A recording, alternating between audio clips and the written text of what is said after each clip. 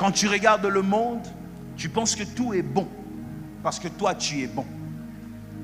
Les personnes viennent à toi avec des calculs. Il y a des gens qui entrent dans ta vie avec plein de calculs. Quand ils te regardent, ils se disent, je vais me servir de lui pour atteindre mes objectifs. Et très souvent, les justes, quand ils regardent, ils disent, ben voilà, c'est une personne qui m'aime et c'est tout. Les justes ne voient pas les calculs derrière certains sourires. C'est pour cette raison que les malheurs atteignent souvent les justes. Les justes pensent que parce que la personne est restée longtemps dans l'église, la personne a changé. La personne a absolument changé. Nous avons encore de frères qui nous surprennent, des sœurs qui nous surprennent. Quand tu regardes, tu dis, même elle peut parler comme ça. Même lui peut réfléchir comme ça. Parce que les gens ne changent parfois pas l'intérieur, ils changent juste l'extérieur pour obtenir ce qu'ils veulent. Maintenant, quand tu es juste, je vais dire ça rapidement et on va partir. Lorsque tu vis dans un monde de ténèbres et que toi tu es juste, tu es une bonne personne, quels sont les moyens que Dieu a mis à la disposition de l'homme pour vaincre? La première chose, parce qu'on n'a pas le temps, je vais le dire rapidement, la sagesse. Écris là où tu écris, la sagesse.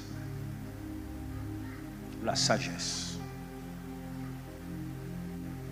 La sagesse.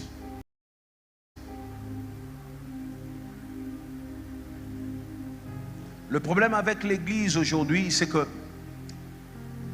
la prophétie a tellement pris de place, 92% dans l'église, et la sagesse a pris 5%, et les 3% qui restent là, le 2% qui reste là, c'est ce que les gens ont dit. Et nous fonctionnons comme ça. Dieu a donné la sagesse à l'homme. La Bible dit, je vous ai envoyé comme de brebis au milieu de loups. Si tu veux vaincre en 2025, il te faut la sagesse. La sagesse. La sagesse te permettra de prendre de bonnes décisions. La sagesse est la capacité que Dieu a donnée à l'homme pour que l'homme soit capable de prendre de bonnes décisions sans conseiller. Là où il n'y a pas de conseiller, que tu saches ce qu'il faut faire. La sagesse est donc cette capacité. La capacité que Dieu donne à l'homme pour marcher seul, pour prendre de bonnes décisions. La sagesse est une capacité qui te permet de juger les choses, de tirer de bonnes conclusions. Mais ce que je veux dire, c'est que j'aime ça. La sagesse est l'œil qui te permet de voir ce que l'autre cache. Je reprends encore, l'œil qui te permet de voir ce que l'autre cache. Tout le monde aujourd'hui cache son Dieu. Mais la sagesse te permet de voir ce que l'homme cache. Ce que l'homme ne veut pas montrer, ce que l'homme veut que tu ne voies jamais, que tu ne connaisses jamais. La sagesse te permet de le voir. Voilà pourquoi quand on finit de prier pour certaines choses, il faut aussi investir dans la sagesse. Prier pour la sagesse. Demander la sagesse. Les enfants de Dieu ont l'onction, ont la puissance, mais tout le temps tombent dans les pièges de l'ennemi. Par manque de sagesse. Manque de sagesse. Et très souvent, écoutez-moi, comme je l'ai dit au début, nous avons placé toute notre confiance sur le prophétique. Mais retiens ce que je dis, il y a des choses que Dieu ne révélera pas par des songes. Parce que Dieu veut que toutes les capacités qu'il a placées en toi puissent se manifester. Si Dieu te dirige tout le temps par des songes, donc la sagesse n'a pas de place. Voilà là ce que tu dois comprendre. La sagesse n'a pas de place. On est tout le temps, Dieu a dit quoi? Nzamba Lobini, on court derrière des gens. Dieu a dit quoi? Mais la sagesse que Dieu t'a donnée, qu'est-ce que tu en fais? La Bible parle de Anne. La Bible dit que Anne a fonctionné. Et quand on parle de la période où Anne a fonctionné, on dit que cette période était une période où les visions étaient rares. Les visions étaient rares, mais je me demande comment Anne a fait pour se distinguer dans une période où les prophétiques étaient rares. Dis avec moi la sagesse. La sagesse. Lorsque les prophétiques échouent, la sagesse peut te sauver. Lorsque le diable te trompe par les prophétiques, la sagesse peut te sauver. Cette année, je prie que les projets du diable échouent. Cette année, je prie aussi que là où tu tombais, au nom de Jésus, que tu ne tombes plus. Cette année, je prie que les erreurs que tu avais commises n'arrivent pas jusqu'à la fin de cette année. Je déclare la sagesse d'en haut. Que l'Éternel te fasse marcher par la sagesse. Que tu prennes de bonnes décisions par la sagesse. Que tu fasses de bons choix par la sagesse. Que tu fasses exactement ce qu'il faut cette année jusqu'à la fin par quoi? La sagesse. Lève-toi, je veux que nous puissions parler ensemble. Tu vas faire une prière avec moi.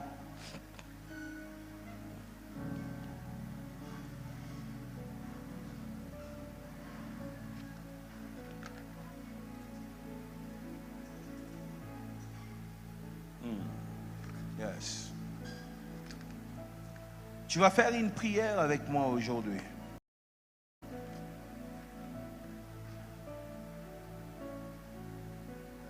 La première chose, tu vas dire ceci. Seigneur, dans ma vie, je me suis trompé. J'ai fait des choix. Après un temps, j'ai découvert qu'il y avait des erreurs. Des erreurs qui m'ont ralenti. Des erreurs qui ont fait que je reprenne tout à zéro. Pour cette année 2025, je demande une chose. Là où on m'est trompé facilement, que je ne tombe plus dans les pièges du diable. Je vais rester droit, je vais rester juste. Mais je ne veux pas une vie de malheur, où les malheurs me frappent tout le temps. Le diable me trompe tout le temps. Cette année, épargne-moi. Épargne-moi. Cette année, que toutes les mauvaises personnes que le diable envoie vers moi soient démasquées. Soient démasquées. Au nom de Jésus, commence à parler.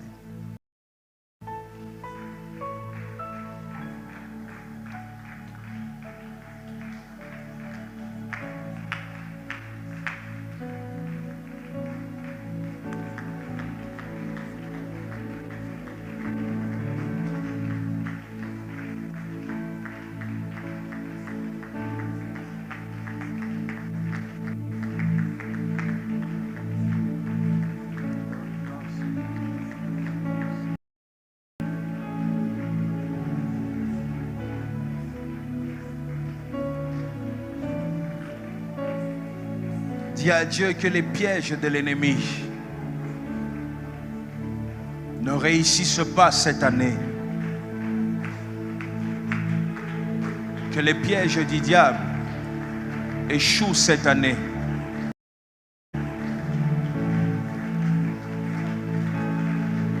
Que tout ce que le diable a prévu échoue cette année.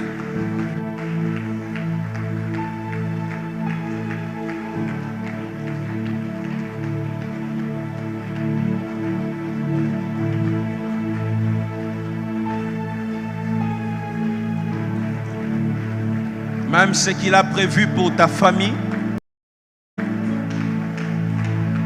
même ce qu'il a prévu pour ta maison, échoue cette année. échoue cette année.